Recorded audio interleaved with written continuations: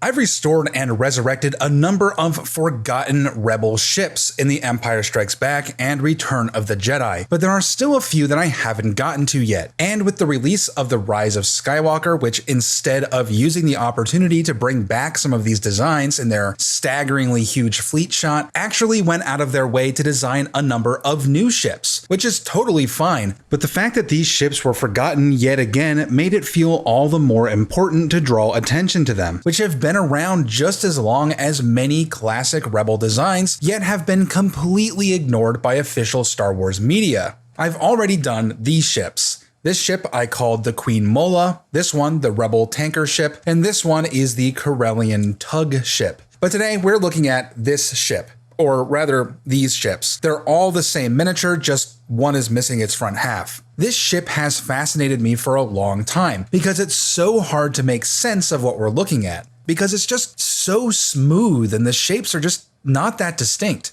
I've looked at this thing for hours, and the best I can think of is that it's kind of like a pizza paddle with a dome on it, and there's a few greeblies too. And even then, these very small greeble details are really only visible in the 4K Disney Plus release, which makes this frame the absolute best reference that we have of the ship. So it's basically anybody's guess what it really looks like. Now, before I go on, it's important to establish what the perspective of this shot is. The problem comes up because there's a compositing error in this shot. The background ships are all pointing toward the left, whereas the foreground ships are more or less coming toward the camera, which gives a false impression of the shape of some of the ships in the background. So when we look at this new mystery ship, it's not wide, it's long.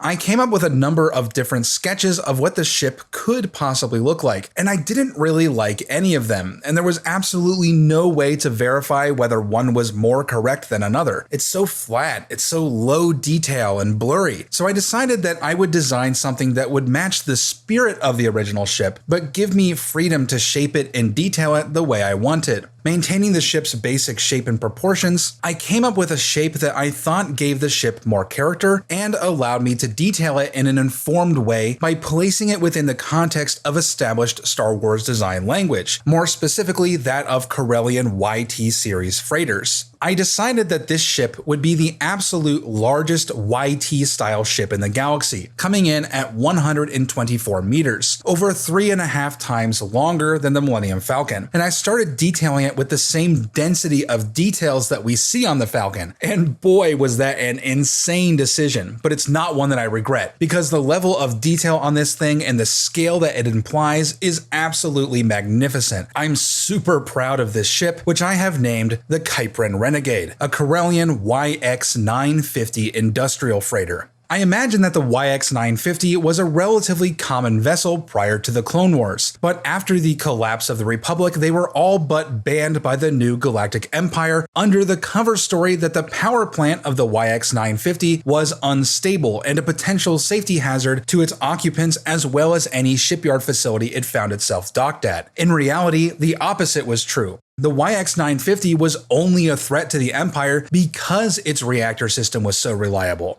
Like other Corellian freighter designs, the YX-950 had a relatively massive decentralized reactor that could power oversized engines and give it incredible durability for a ship of its size. In the case of the YX-950, it could also power a number of onboard facilities such as refineries for fuel and raw materials, as well as fabrication bays. This power output could easily be converted to support capital-scale weapons, and was, as previously mentioned, spread out across the ship, making it very difficult to destroy the entire power system simultaneously, which would make this otherwise humble ship capable of going toe-to-toe with Imperial frigates. As the YX-950 became increasingly rare in Imperial space, seasoned captains took their ships and their businesses as far from the Empire as they could, though the demand for industrial freighters wasn't as high in low-population fringe regions, and a number of these vessels would wind up in the growing Rebel Alliance. The Kyprin Renegade was one such vessel. The ship's namesake comes from the Kyprin fish, a symbol of freedom and tenacity in Corellian folklore, and a patriotic symbol for some Corellian freedom fighters. The Kyprin Renegade bore this symbol on the underside of its hull. Now, the Kuiper Renegade was never converted into a warship, but instead made use of its existing onboard fabrication and mechanical bays. The Rebellion was generally lacking in permanent bases, and even the few it had weren't ideal for overhauling crippled fighters or building new ones, as these facilities were generally much harder to mobilize at a moment's notice. Though the maintenance facilities aboard the Kuiper Renegade were never intended to be used on starfighters, resulting in cramped conditions. To increase the number of fighters it could service, the Renegade carried lifter vehicles with specialized attachments for different Rebel fighters. Altogether, the Renegade could service 2 X-Wings or 2 Y-Wings at once, or easily 6 A-Wings. Now, the Kuiper Renegade by far wasn't the only maintenance ship in the Rebel fleet, but it was certainly known as the most efficient and easily produced the best results. This was partially thanks to its famous team of cutting-edge BA series Astromechs. These repair droids had improved intelligence over R-series Astromechs, and their omnidirectional spherical locomotion system allowed them to work at an unprecedented speed. The apparent leader of this team was BA-77, a droid known by virtually every Rebel fleet technician for its uncanny ability to problem solve. The droid was so intelligent that it was often known to come up with solutions faster than organic life forms could even comprehend the original problem. Needless to say, only the technicians with the highest levels of self-confidence worked aboard the Renegade. Now, I'm sure you've all noticed what appears to be a YT-style freighter embedded in the hull of this ship. This is in fact a YSB utility transport, which comes pre-installed with the YX950, though notably not with the cheaper and less popular YX900. While the YX950 is capable of landing, most spaceports either couldn't accommodate a ship of its size or would charge prohibitive fees to discourage landing such a ship.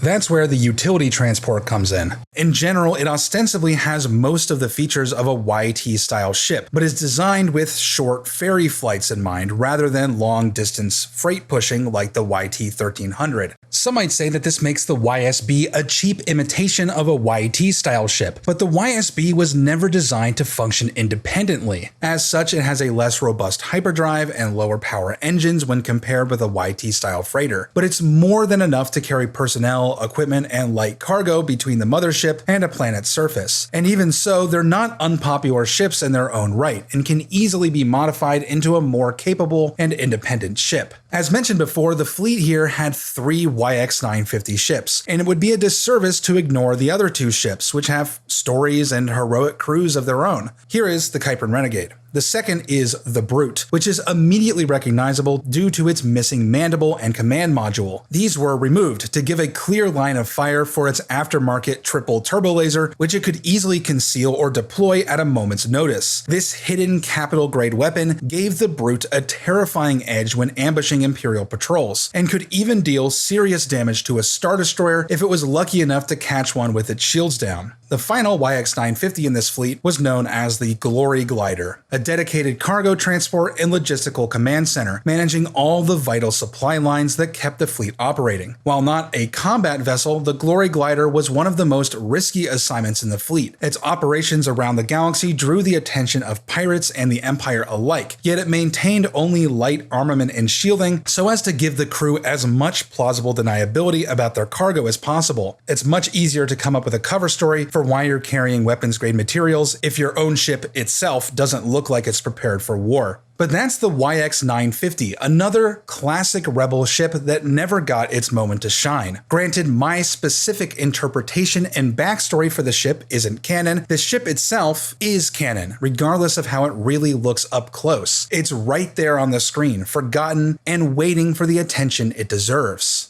These projects are a massive investment of time and resources, and they represent the collaboration of many different incredibly talented artists who need to be recognized. Angelos Kardarinis designed, modeled, and rendered all of the interior shots of the ship. These interiors are insanely detailed and lovingly rendered with the utmost respect for the lighting and the colors that give them that flawless Star Wars look. It's incredible work. Ole Magnus modeled and rendered our awesome BA Astromech droid. He totally nailed the classic Astromech look and applied it perfectly to bridge the gap between R2 style droids and BB-8 style droids. And finally, the ship's patriotic Kuiper logo was designed by my friend Margaret Herbener, who makes stunning paper cut artwork that you should all check out on her Instagram called Morning Cloud Shine. Now, I can guarantee you that none of us is making money on these videos. Ad revenue doesn't come remotely close to the countless hours that go into them. These are passion projects, pure and simple. But if you want to see more videos like this, the best way to ensure their sustainability and continued production is to support the channel on Patreon. Any amount makes a world of difference, and $5 a month gives you access to a growing community of viewers on Discord, as well as a patron-exclusive long-format show every other week. So if that's something you want to do, I can't thank you enough. To the rest of you, thank you so much for watching,